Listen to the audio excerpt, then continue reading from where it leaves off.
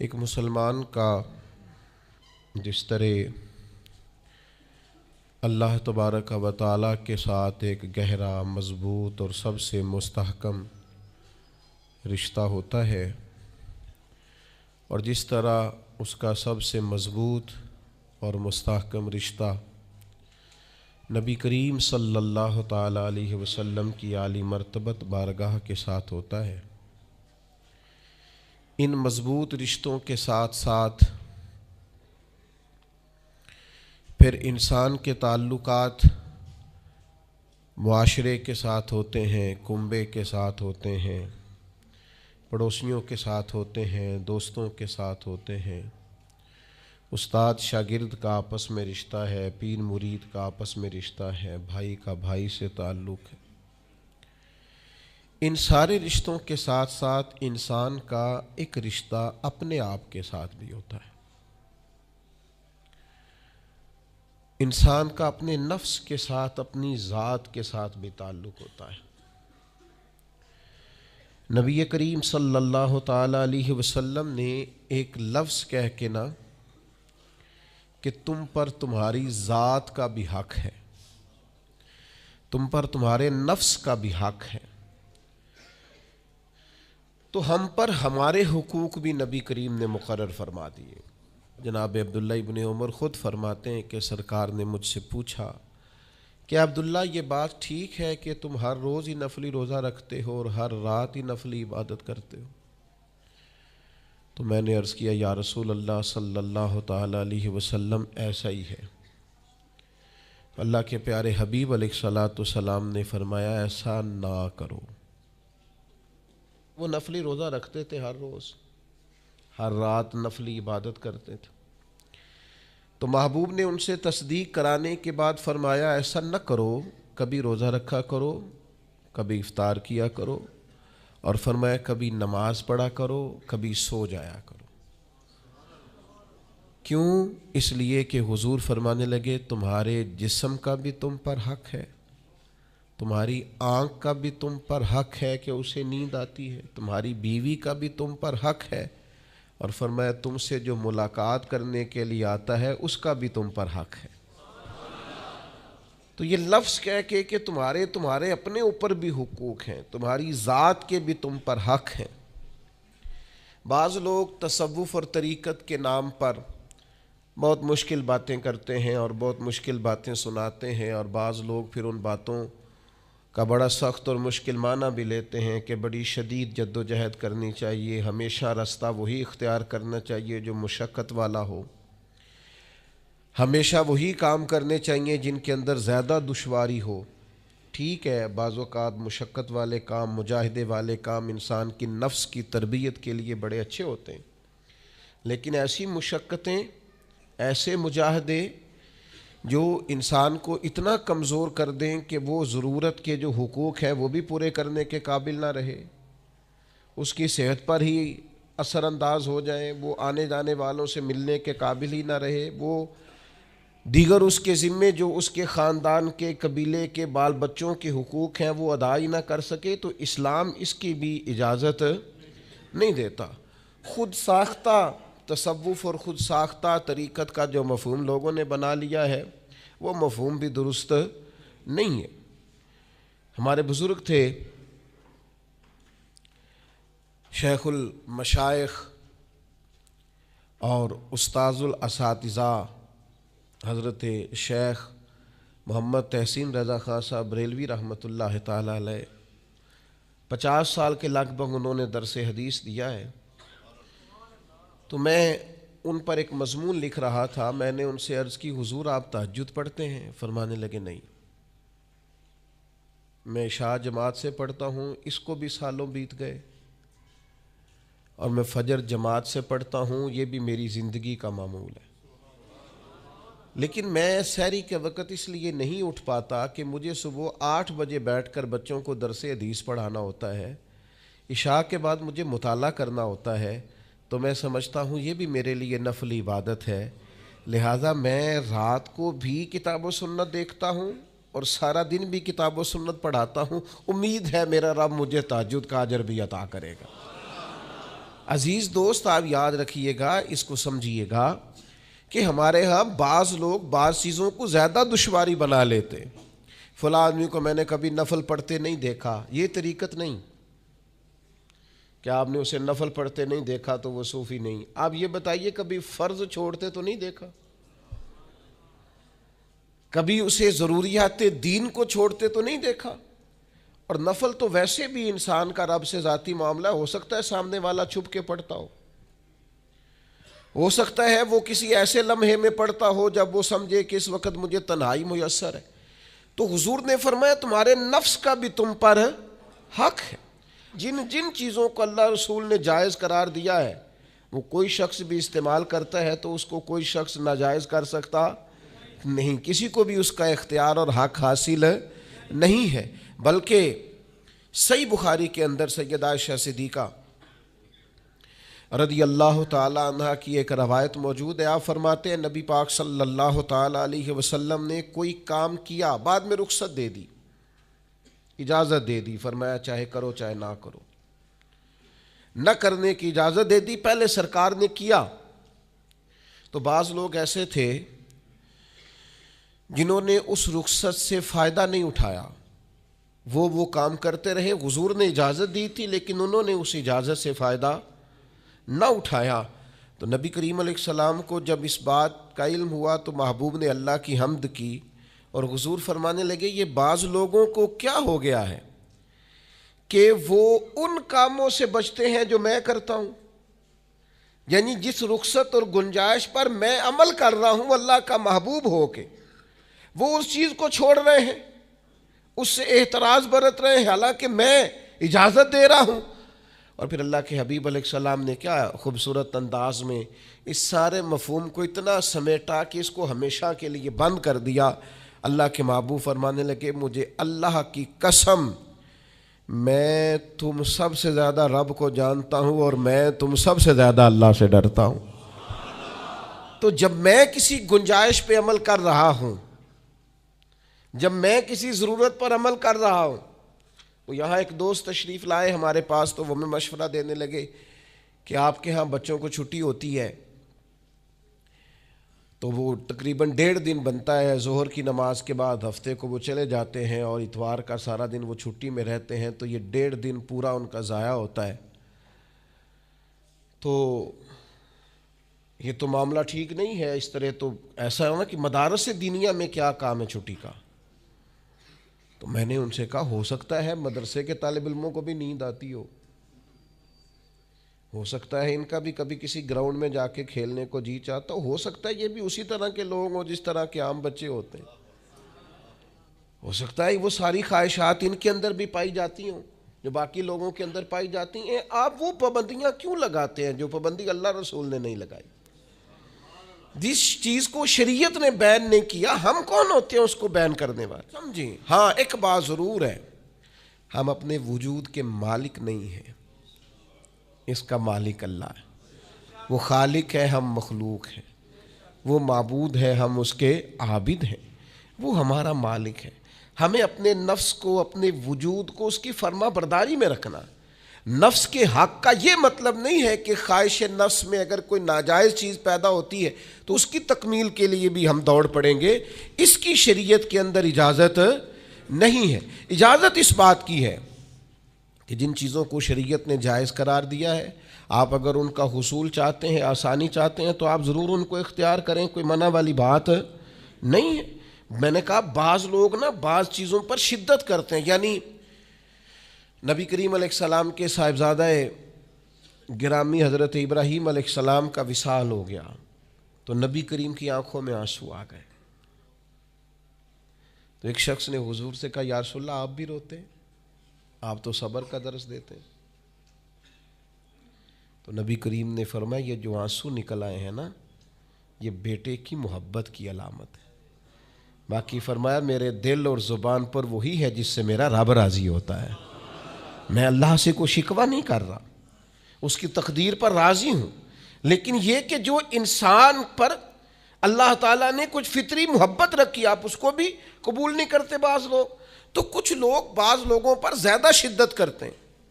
بعض لوگ بعض چیزوں کے معاملے میں زیادہ شدت کا. حضرت عمر کو نبی پاک نے کچھ نذرانہ دینا چاہا, ہدیہ دینا چاہا. ایک ہے آپ کسی سے مانگتے ہیں, ایک ہے کوئی آپ کو دیتا ہے. ان دونوں باتوں میں وہ جو تحفہ لینا دینا ہے اسے تو حضور نے فرمایا محبت بڑھتی ہے. تو حضرت یہ صحیح بخاری میں موجود ہے, نبی کریم نے کچھ دیا تو حضرت عمر عرض کرنے لگے نہیں یا رسول اللہ ضرورت نہیں. تو محبوب نے فرمایا جو بن مانگے ملے وہ تو اللہ کی طرف سے ہے. وہ ایک صاحب مجھے کہنے لگے فلاں صاحب کہتے ہیں ہم چندہ نہیں مانگتے. تو میں نے کہا وہ زیادہ نیک ہونا چاہتے ہیں, کوئی حرج والی بات نہیں. وہ چندہ نہیں مانگتے, وہ زیادہ پرہیزگار ہونا چاہتے ہیں, زیادہ آگے بڑھنا چاہتے ہیں. ورنہ نبی پاک نے تو اعلان کیا ہے کہ تبوک پہ جانا ہے, مجاہدوں کو چندے کی ضرورت ہے. اعلان کیا کہ نہیں کیا رسول پاک نے؟ تو آپ کس کو علماء کی توہین کا پہلو بنائیں گے؟ رسول اللہ صلی اللہ علیہ وسلم نے اعلان نہیں فرمایا؟ اگرچہ مالک کے کل ہیں لیکن حضور نے اعلان کیا. اور قرآن مجید میں تو کفار نے شکوہ کیا ہے کہ رب ہم سے مانگتا ہے معاذ اللہ. اس کا معنی یہ ہے کہ اللہ فقیر ہے, ہم غنی ہیں. یا آپ 28ویں پارے میں دیکھ لیں کہ رب کہتا ہے قرض حسنہ دو, تو آپ کیا معاذ اللہ یہ آیتیں دے کے اللہ پر تنقید کریں گے؟ معاذ اللہ ثم معاذ اللہ, نقل کفر نباشت کہ اللہ لوگوں سے کہتا ہے میرے راستے میں خرچ کرو, اور ایک جگہ نہیں جگہ جگہ کہتا ہے. آپ کچھ زیادہ نیک ہونا چاہتے ہیں؟ یعنی جس بات کا اللہ اعلان کر رہا ہے وَمِمَّا رَزَقْنَاهُمْ يُنْفِقُونَ, جو میں نے تمہیں دیا ہے میری راہ میں خرچ کرو, جس کا حضور اعلان کر رہے ہیں. ایک شخص کھڑا ہو گیا تھا جی ہو مولوی چندے مانگتے ہیں. او خدا کے بندے, جو کام عین کتاب و سنت میں موجود ہے, تم کو ضرورت سے زیادہ نیک ہونا چاہتے ہو تو یہ تمہارا خود ساختہ دین ہے, یہ رسول اللہ کا دین نہیں ہے. یہ تمہارا, اور لوگ ہیں کہ کہہ رہے ہیں واہ واہ بڑی بات ہے. تو اس لیے ہمارے وجود کا بھی ہم پر حق ہے. چند ایک نفس کے حقوق آج بیان کرنے. سب سے پہلا ہمارے نفس کا ہم پر حق یہ ہے کہ ہم اپنے آپ کو پہچانیں, اپنی صلاحیتوں کو پہچانیں, اپنے اوپر غور کریں. قرآن مجید نے ارشاد فرمایا کہ بل الانسان علی نفسہ بصیرہ, فرمایا بلکہ انسان خود اپنے اوپر گواہ ہے, اسے اپنا پتہ ہے. بہانے بنائے تو بات الگ ہے, یہ خود پر گواہ ہے, اسے خبر ہے. انسان عالم اصغر ہے, ہم نہ اپنے آپ کو پہچانتے نہیں, ہمیں اپنی خوبیوں کا پتہ نہیں ہوتا. یہ جو ہم استاذ کے پاس جاتے ہیں نا, یہ جو ہم مرشد کے پاس جاتے ہیں نا, وہ ہمیں نکھار کے نا تو وہ ہماری خوبیاں ہماری آنکھوں کے سامنے کر دیتے ہیں کہ یہ تمہارے اندر صلاحیت ہے. وہ تراش کے نا پتھر کو تو اسے ہیرا بنا دیتے ہیں, وہ نکموں کو کام کا بنا دیتے ہیں.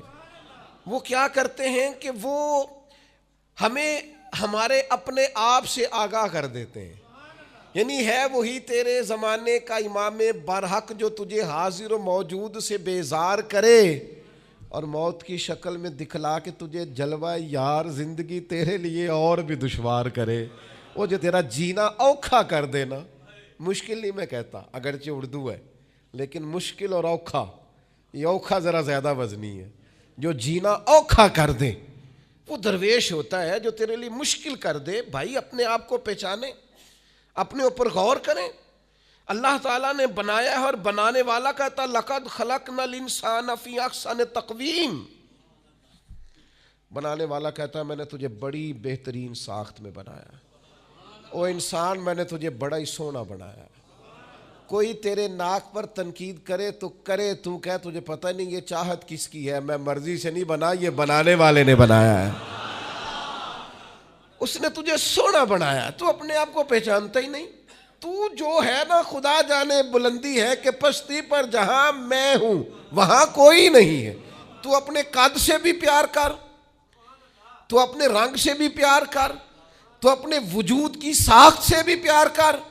اور پھر وہ کہتا ہے تجھے بنایا, باقی سارا کچھ تیرے لیے بنایا. هو الذی خلق لکم ما فی الارض جمیعا. رب کہتا ہے زمین میں جو کچھ ہے نا میں نے سارا تیرے لیے بنایا. تجھے اللہ رسول کے لیے بنایا ہے, اور باقی زمین میں جو کچھ ہے وہ سارا تو پہچانتا ہی نہیں. یہ ہر چیز مسخر ہے تیرے سامنے. اتنا بڑا ہاتھی ہوتا ہے اور ایک عام آدمی ہلکی سی چھڑی لے کے اسے چلا رہا ہوتا ہے. اونٹ کتنا لمبا چوڑا وزنی ہوتا ہے لیکن ایک عام آدمی اس کے ناک میں نکیل ڈال کے اسے گھما رہا ہوتا ہے. کتنی بڑی بھینس ہوتی ہے لیکن چھوٹے سے بچے نے مہار پکڑی ہوئی ہوتی ہے. ایک عام آدمی پائلٹ بن کر جہاز پہ بیٹھتا ہے اور منوں ٹنوں کے حساب سے وزن ہے، افراد ہیں، لیکن ہواؤں پر سواری کر کے اسے چیرتا ہوا وہ مہینوں کی منزلیں گھنٹوں میں طے کر کے کراس کرتا ہے. تسخیر کائنات کے لیے تجھے بنایا ہے، تو سو رہا ہے، تو جاگتا ہی نہیں، تو اپنے آپ کو پہچانتا ہی نہیں. اقبال سے کسی نے کہا میں رب تک جانا چاہتا ہوں، تو اقبال کہنے لگے عجب نہیں کہ خدا تک تیری رسائی ہو، پر تیری نظر سے تو پوشیدہ ہے آدمی کا مقام. تو بندے کے مقام کوئی نہیں سمجھ سکا ابھی تک. من عرف نفسہ فقد عرف ربا. درویش کہتے ہیں جو اپنے آپ کو پہچان گیا وہی تو اپنے رب کو پہچان گیا. اپنی قدر کو پہچانے، اپنی اہمیت کو پہچانے. آپ کے اندر بڑی صلاحیت پنہا ہے، چھوٹی چھوٹی باتوں میں پریشان ہو گئے، کام نہیں ملتا، کاروبار نہیں چلتا. اور تیرے پاس بڑا کچھ ہے یار، کام نہیں بھی ملتا. تو اگر وقتی طور پر کوئی حالات خراب ہیں تو اپنا قد کاٹ تو دیکھ، اپنا حسن تو دیکھ، اپنی سوچ تو دیکھ، تفکرات تو دیکھ. تجھے بنانے والے نے کوئی کمی چھوڑی نہیں، اس نے کمال کر دیا ہے، قدرت نے رنگ بھر دی ہے تیرے وجود میں. کبھی تو اپنے رب کے شاہکار ہونے کی نظر سے اپنے آپ کو دیکھے، تجھے اپنے آپ سے پیار ہو جائے، تجھے اپنے آپ سے محبت ہو جائے. وہ میں کبھی تنقید کیا کرتا تھا کہ یہ جوان شیشوں اور آئینوں کے سامنے بڑی دیر تک کھڑے رہتے ہیں. تو ایک دن ایک سادے سے بزرگ مجھے کہنے لگے یہ جو آئینے کے سامنے کھڑا ہے نا، یہ بھی رب کی تخلیق کوئی دیکھ رہا ہے. یہ کہہ رہا ہے کریم نے کمال نہیں کر دیا مجھے بنانے والا، حج نہیں کر دی. کیا حسن کے جلوے، کیا خوبصورتی اور کیا نورانیت اس نے پیدا کی ہے انسانی. اور پھر یہ جو دیا بن مانگے دیا. ایک بات یہ کہ اپنے نفس کو پہچانے، اور دوسری بات یہ ہے کہ عزت نفس کا بھی خیال کریں، اپنے آپ کو رسوا نہ کریں. اللہ نے عزت دی ہے تو اپنے آپ کو ذلت کی جگہ پر کھڑا نہ کریں، تہمت والی جگہ پہ اپنے آپ کو کھڑا نہ کریں. کبھی اپنے آپ کو اتنا کمزور نہ کریں.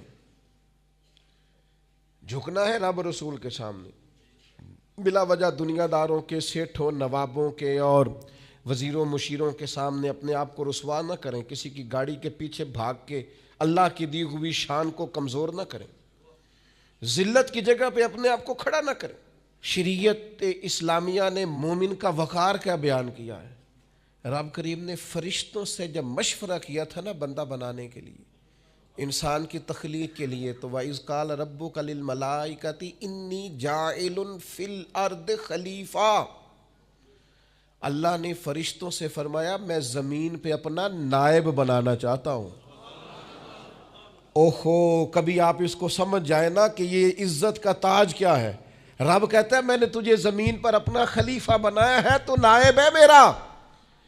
اور کتنا تو پروقار ہے اور تو کتنا طاقتور ہے انسان، تیرے اندر کتنی صلاحیتیں ہیں. سورہ احزاب میں اللہ کریم فرماتے ہیں رب نے اپنی امانت زمین و آسمان پر رکھنی چاہی تو زمین و آسمان نے انکار کر دیا اللہ کی امانت کو اٹھانے سے. وَحَمَلَهَا الْإِنسان، اور انسان نے اس امانت کو اٹھا لیا. کہا مالک میں تیری امانت اٹھاؤں گا، میں تیرا نام لے کے گلیوں میں گھوموں گا، میں تیری توحید کے ڈنکے بجاؤں گا. حضرت انسان نے کہا میں تیرے نام کے نعرے لگاؤں گا، میں تیری عبادت کروں گا، میں تیرے لیے نکلوں گا، میں تیرے لیے خیرات کروں گا، میں تیرے رستے میں اپنی صلاحیت. وَحَمَلَهَا الْإِنسان، انسان نے امانت اٹھائی اور کہا مالک میں نکلوں گا تیرے نام کی سربلندی کے لیے، میں تیرے نام پر جہاد کروں گا. اگر جان دینی پڑی تو دعائیں مانگ مانگ کے کہوں گا مالک میں تیرے رستے میں شہید ہونا چاہتا ہوں. اللہ کی امانت کو حضرت انسان کیوں اپنے آپ کو رسوائی والی جگہ پہ کھڑا کرے، کیوں کمزور کرے. بہت پہلے کہا تھا، فقیر آدمی ہوں، جو باتیں کہتا ہوں کوشش کرتا ہوں سوچ سمجھ کے کہوں. بہت پہلے کہا تھا میں نے کہ جو اپنی برادری کو بڑا جانتا ہے اس کی زیادتی نہیں، زیادتی اس کی ہے جو اپنی برادری کو سب سے چھوٹا جانتا ہے. تو بڑا نالائق ہے، تو کہتا ہے میں چھوٹی برادری میں پیدا ہوا ہوں. تو مرضی سے پیدا ہوا ہے، یہاں تجھے تیرے رب نے پیدا کیا ہے. جو ماں تیرے، میں نے ایک دفعہ کہا کچھ دوستوں سے، کہنے لگے کدھر جا رہے ہیں؟ میں نے کہا اپنے والد صاحب کے مزار پہ. کہنے لگے پیر تھے؟ میں نے کہا نہیں. عالم تھے؟ میں نے کہا نہیں. کسی بہت بڑے ادارے میں کسی صدر نشین کی سیٹ پہ بیٹھتے تھے؟ میں نے کہا نہیں. وہ ٹریکٹر پر بیٹھ کر کھیتوں میں ہل چلاتے تھے، شام کو بھینسوں کا دودھ دھوتے تھے. وہ کسان تھے، وہ محنت کرتے تھے. پھر وہ تاجر تھے، چھوٹی سی تجارت کرتے تھے. لیکن مجھے اگر کوئی کائنات میں پوچھے گا نا خوش نصیب کتنے ہو، تو میں کہوں گا میں نے اس طرح کا باپ نہیں دیکھا جس طرح کا اپنا باپ دیکھا. اس لیے کہ میری شخصیت میں اگر کوئی نکھار ہے تو سب سے زیادہ رنگ میرے ابا جی کے بھرے ہوئے. تو میں کیسے انکار کروں؟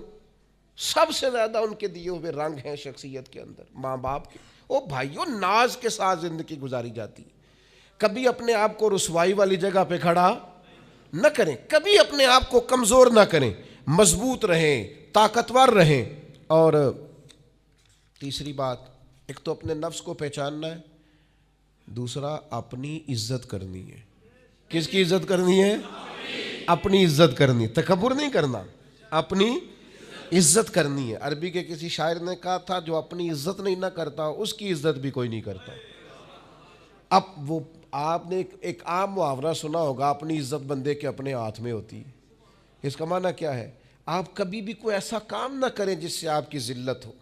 آپ اپنی عزت کریں، آپ اپنی تکریم کریں، آپ اپنے وقار کو بلند رکھیں. آپ کبھی بھی اپنے لہجے کو، معیار کو کمزور نہ ہونے دیں. آپ فکری توانائی کا ہمیشہ مظاہرہ کریں، طاقتور رہیں، کمزور نہ پڑے کبھی بھی. اور تیسرا یہ ہے کہ اپنے نفس کی تربیت کریں. جس طرح انسان اپنے وجود کی نشو و نما کرتا ہے نا، وہ کہتا ہے یہ کھاؤں گا تو طاقت ہوگی، یہ کھاؤں گا تو بیمار ہوں گا، یہ کھاؤں گا تو میں فریش رہوں گا، یہ کھانے سے میری طبیعت میں درد ہوگی. اسی طرح وہ اپنی تربیت کرے، اپنی نشو و نما کرے، اپنی روحانی تربیت پر توجہ دے. وہ دیکھے یہ کام کرنے سے میری طبیعت گناہ کی طرف مائل ہوتی ہے، اس بری صحبت میں بیٹھنے سے میرے اندر بعض بری چیزیں آتی ہیں، اس کے پاس بیٹھنے سے سوچے میری گدلی میلی کچیلی ہوتی، اور اس شخص کی صحبت جو ہے وہ مجھے تازہ کرتی ہے، اللہ کے قریب کرتی. تربیت نفس پر توجہ دیں، اپنی باطنی کیفیات کو ملاحظہ کریں. اپنی تربیت سب سے زیادہ انسان خود کر سکتا ہے. بل الانسان علی نفسہ بصیرہ، انسان خود اپنے اوپر گواہ ہے. وہ خود محسوس کرے کہ کہاں کہاں میرے اندر غلطیاں ہیں، کہاں کہاں میرے اندر کمزوریاں ہیں. وہ ان ساری چیزوں پر متوجہ رہے. ڈاکٹر نے دوائی دینی ہوتی ہے، اور دوائی دینے کے بعد وہ کہتا ہے یہ نسخہ ہے اور یہ کھانے کی ترتیب ہے اور یہ آپ کی پرہیز ہے.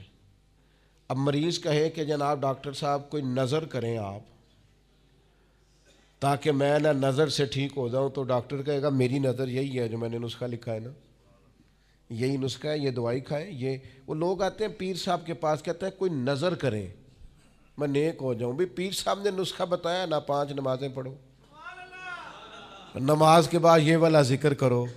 پیر صاحب نے بتایا نا اس کام سے پرہیز کرو، تو آپ ان بات مانیں انشاءاللہ اللہ شفا عطا فرمائے گا.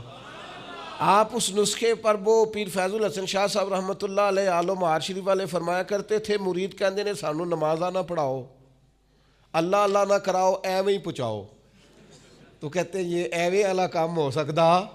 ہاں، جو شریعت کے احکام ہے وہ تو سارے کرنے پڑتے ہیں. اور پھر لوگوں کو نا ایسے موقع پہ بابا بلے شاہ جی یاد آ جاتے ہیں.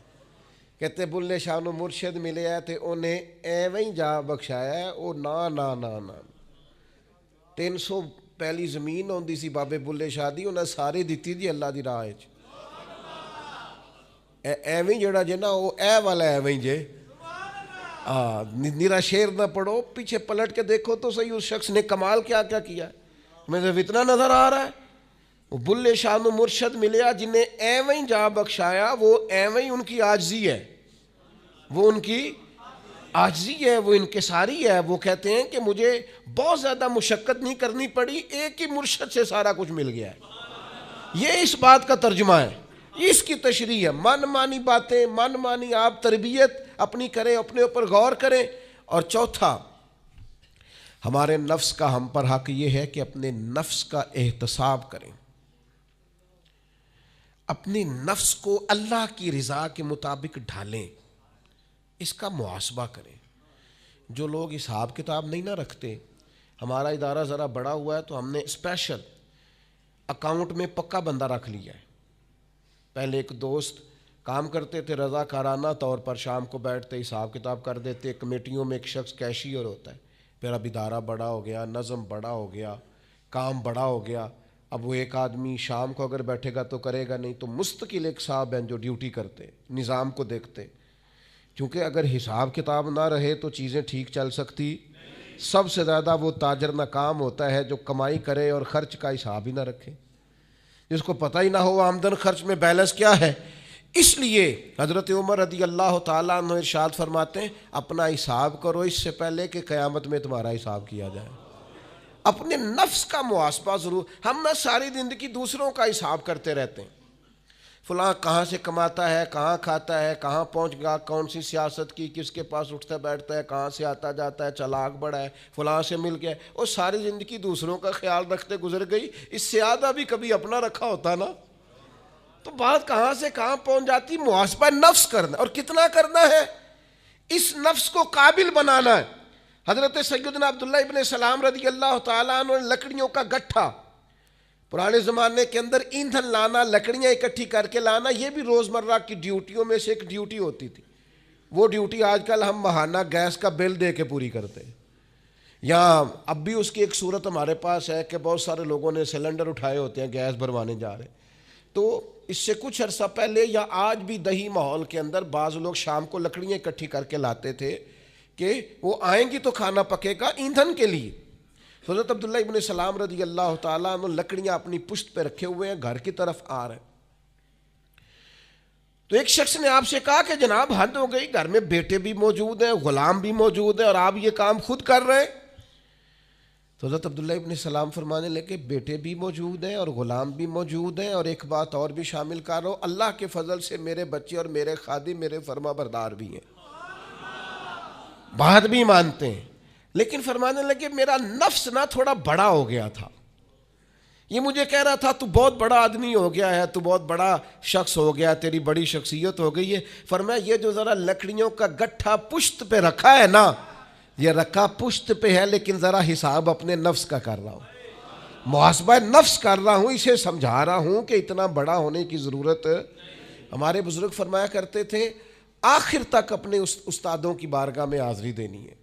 میرے اسا فرمایا کرتے آخر تک اپنے مشائخ سے جڑے رہنا ہے, آخر تک اپنے اساتذہ کے پاس آنا جانا. کچھ لوگ بے نیاز ہو جاتے ہیں نا, خود عالم ہو گئے اب استاد گئے, خود بڑے ہو گئے اب گئے. کہتے تھے آخر تک جانا, اس لیے کہ بعض لوگوں کے پاس جانے سے انسان کو لگتا ہے کہ نہیں مجھ سے بھی بڑے موجود ہیں. ان کے پاس بیٹھنے سے احساس ہوتا ہے کہ میں اتنا بڑا نہیں ہوں. اور بڑا بھی ہمیشہ وہی ہوتا ہے جس کا کوئی بڑا ہوتا ہے, جس کا کوئی بڑا ہی نہیں وہ کیسے بڑا ہوگا. تو اللہ تعالیٰ نے بھی ہمیں قرآن مجید کے اندر یہ حکم دیا, یا ایھا الذین آمنوا اتقوا اللہ ولتنظر نفس ما قدمت لغد. اے ایمان والو اللہ سے ڈرو اور ہر جان حساب کرے, محاسبہ کرے, دیکھے کہ اس نے کل کے لیے آگے کیا بھیجا. کل کے لیے اس اپنا حساب کرنا ہے, محاسبہ نفس کرنا ہے. یہ نفس کا حق ہے. جس طرح کپڑے میلے ہو جاتے ہیں تو آپ پریشان ہوتی ہیں کہ یار یہ میلے ہو گئے بدلنے چاہیے. جوتے ٹوٹ جاتے ہیں تو آپ خیال کرتے ہیں یار مجھے آنا جانا ہوتا ہے, یہ مجھے ٹھیک کرنے چاہیے. تو نفس پر میل کچیل چڑھ جاتی ہے, لوگ حساب ہی نہیں کرتے. باطن سارا گدلا ہو جاتا ہے, لوگ حساب ہی نہیں کرتے. اندر سارا کمزور ہو جاتا ہے, حساب ہی نہیں کرتے. اس نفس کا حساب کرنا ہے, محاسبہ کرنا ہے. اس کا بھی حق ہے. جس طرح آپ کے جسم کا حق ہے کہ لباس ٹھیک ہو, جوتے ٹھیک ہوں, آپ نے غسل کیا ہوا ہو, اس طرح آپ کے نفس کا بھی حق ہے. اس کا حق کیا ہے کہ اسے اتنا ٹھیک کر دے, اتنا محاسبہ کریں, اتنی اس کی عادات بہتر کریں کہ وہ رب کی رضا کے مطابق ڈھل جائے, اللہ رسول کی رضا کے مطابق دھل جائے, نکھر جائے, صاف ہو جائے. اس طرح کا ہو جائے کہ جب دنیا سے جانے لگے تو آواز آئے, یا ایتھا النفس المطمئنہ اے نفس مطمئنہ ارجعی الی ربک راضیۃ مرضیہ، لوٹ اپنے رب کی طرف، تو اپنے رب سے راضی ہے اور تیرا رب تجھ سے راضی ہے۔ اس نفس کو اللہ کی رضا کے مطابق ڈھال دیں۔ حضرت ابراہیم ابن ادم رحمۃ اللہ علیہ ایک دن مریدوں کے بیچ بیٹھے ہوئے تھے، فرمانے لگے دنیا میں جو کچھ ہوتا ہے میری مرضی سے ہوتا ہے۔ تو سارے مرید آپ کی طرح کے عقیدت مند تو نہیں نہ ہوتے چپ کر کے سن لیں، کچھ سوچتے بھی ہیں، ان کا دماغ فوری طور پر تنقید کی طرف بھی مائل ہوتا ہے۔ جب آپ نے فرمایا کہ دنیا میں جو کچھ ہو رہا ہے میری مرضی سے ہو رہا ہے، تو کچھ لوگ جو تھے ان کی آنکھیں بتاتی تھیں کہ سوال فوری طور پر آ گیا ہے، ذہنوں کو پریشان کر رہا ہے۔ تو ایک صاحب نے کہہ لیا حضور یہ بڑا دعویٰ ہی نہیں، دنیا میں جو ہو رہا ہے میری مرضی سے ہو رہا ہے۔ فرمانے لگے اصل بات نہیں نا، تم نے آگے پوچھا ہی نہیں، میں بتانے لگا تھا۔ کچھ لوگ پریشان جلدی ہو جاتے، اگلا صفحہ پڑھتے نہیں پچھلے پہ ہی پریشان ہو جاتے۔ کہا دنیا میں جو کچھ ہو رہا ہے میری مرضی سے ہو رہا ہے، اور میری مرضی وہی ہے جو میرے رب کریم کی مرضی ہے۔